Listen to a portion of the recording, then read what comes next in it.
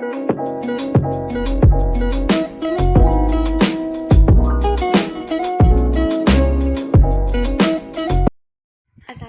warahmatullahi wabarakatuh.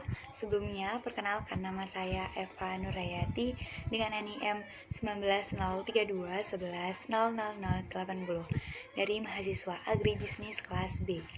Nah, video kali ini dibuat untuk memenuhi tugas mata kuliah Tata Niaga Produk Agribisnis dengan dosen pengampu yaitu Ibu Nur Komariah. Nah, di video kali ini saya akan mereview jurnal yang membahas tentang analisis tata niaga pendekatan SCP pada komoditas cabai. Pada tugas kali ini saya akan menggunakan dua jurnal. Jurnal yang pertama berjudul Struktur Pasar, Perilaku, dan Kinerja Pasar Cabai Merah di Kecamatan Wuluhan, Kabupaten Jember. Sedangkan untuk jurnal yang kedua atau jurnal pembanding yang berjudul Analisis Struktur Pasar, Perilaku, dan Kinerja Pasar Cabai di Desa Bayung Gede, Kecamatan Kintamoni, Kabupaten Bangli. Pembahasan selanjutnya yaitu mengenai tujuan penelitian.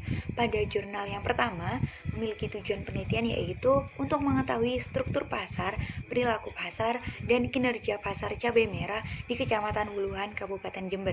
Sedangkan untuk jurnal yang kedua atau jurnal pembanding yaitu untuk mengetahui struktur pasar, perilaku pasar, dan kinerja pasar komoditas cabai di Desa Bayung Gede, Kecamatan Kintamoni, Kabupaten Bangli. Kemudian untuk metode penelitiannya, pada jurnal yang pertama, penelitian ini dilakukan di Kecamatan Wuluhan, Kabupaten Jember dan dilaksanakan pada bulan Agustus sampai September 2017.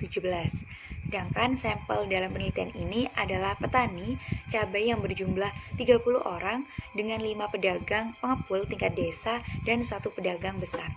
Kemudian data yang digunakan dalam penelitian ini adalah data primer dan sekunder. Metode analisis yang digunakan yaitu metode analisis deskriptif. Sedangkan pada jurnal pembanding, penelitian ini dilakukan di Desa Bayung Gede, Kecamatan Kintamoni, Kabupaten Bangli, dan dilaksanakan dalam rentan waktu bulan Agustus sampai September tahun 2015. Kemudian populasi dalam penelitian ini adalah petani cabai yang berjumlah 30 orang. Sedangkan metode pengumpulan datanya yaitu dengan cara wawancara, dokumentasi, dan studi pustaka. Sedangkan metode analisis yang digunakan yaitu metode analisis deskriptif. Nah, poin selanjutnya yaitu tentang analisis struktur pasar. Pada jurnal yang pertama, struktur pasar dalam penelitian ini adalah pasar oligopsoni, yaitu sistem pemasaran di mana terdapat banyak penjual, namun hanya terdapat sedikit pembeli. Hal ini berimplikasi pada petani yang tidak bisa menentukan harga jual dari cabai merah tersebut. Harga cenderung ditentukan oleh pembeli ataupun oleh pasar. Dalam struktur pasar ini, pedagang lebih menguasai informasi mengenai harga, biaya, dan kondisi pasar jika dibandingkan dengan petani.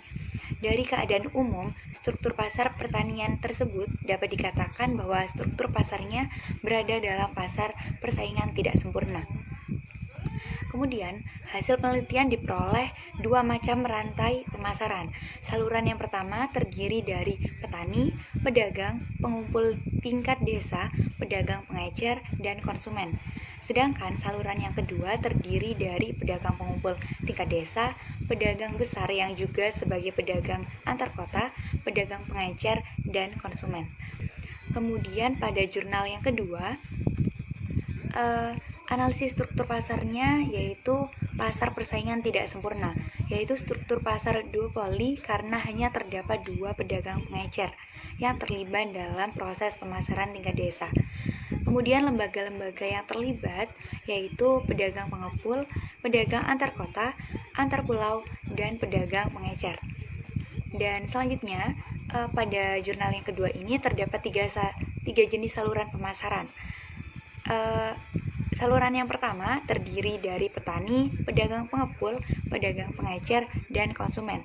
Sedangkan saluran yang kedua terdiri dari petani, pedagang pengepul atau antar kota, pedagang pengecer, dan konsumen.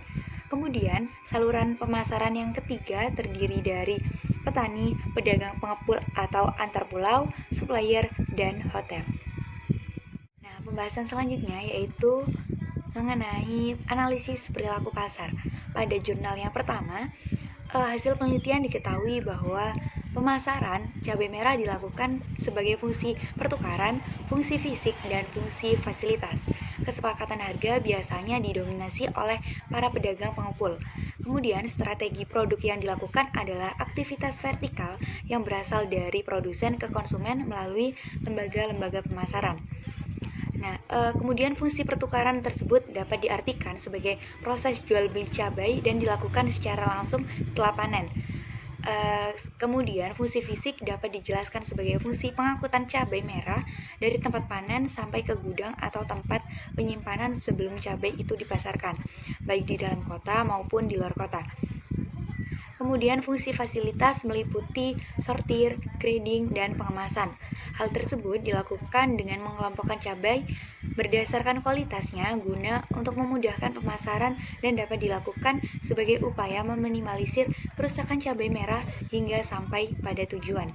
Kemudian pada jurnal yang kedua atau jurnal pembanding, analisis perilaku pasar pada penelitian ini meliputi praktek pertukaran atau fungsi pemasaran, strategi harga, strategi produk, penggunaan informasi, dan kerjasama. Strategi produk yang dilakukan adalah aktivitas yang berasal dari bawah, yaitu produsen, kepada konsumen melalui lembaga pemasaran yang disebut aktivitas vertikal. Kemudian saluran-saluran bisnis yang terdapat pada aktivitas ini juga memiliki satu target yang sama pada akhir saluran, yaitu konsumen. Berdasarkan penelitian, praktik pertukaran atau fungsi pemasaran yang dilakukan oleh lembaga pemasaran yaitu fungsi pertukaran berupa jual beli cabai, yang fungsi pertukaran berupa jual beli dilakukan sekurang-kurangnya 1 kali selama proses pemasaran. Fungsi fisik berupa pengangkutan cabai dari tempat panen sampai ke tempat pengudangan, dan penyimpanan sebelum cabai dipasarkan baik keluar kota maupun di dalam kota, serta fungsi fasilitas berupa sortir dan pengemasan dengan mengelompokkan cabai tersebut berdasarkan kualitasnya guna memudahkan penjualan yang bertujuan untuk meminimalkan risiko kerusakan pada cabai hingga sampai pada tujuan. Kemudian pada pembahasan yang terakhir yaitu mengenai analisis kinerja pasar.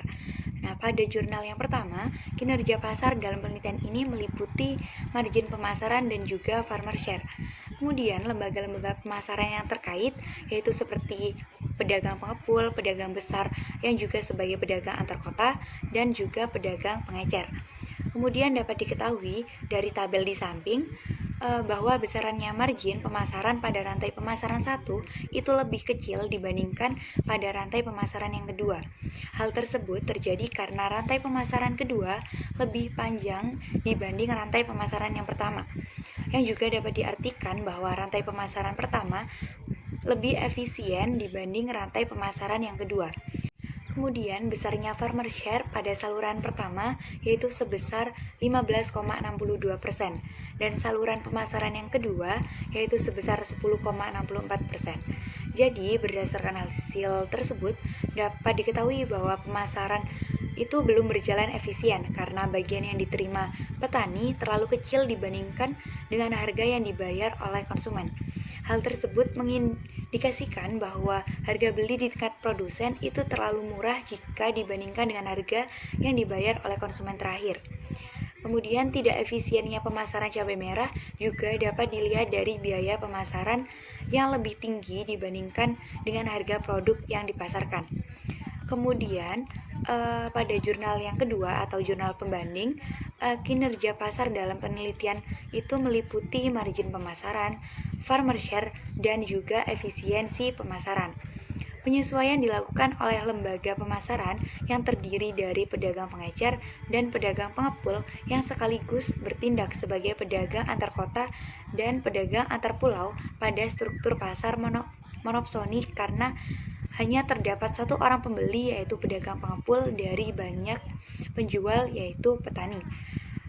Dapat dilihat juga pada tabel di samping bahwa pada masing-masing saluran pemasaran cabai dalam penelitian ini, baik saluran pemasaran 1, 2, maupun saluran pemasaran 3, menunjukkan bahwa pemasaran cabai itu sudah efisien.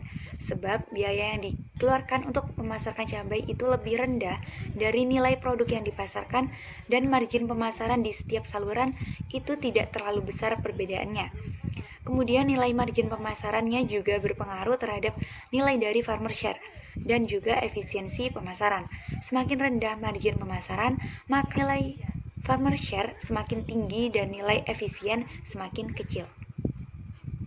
Mungkin itu saja yang dapat saya sampaikan. Kurang lebihnya saya mohon maaf. Wassalamualaikum warahmatullahi wabarakatuh. Terima kasih.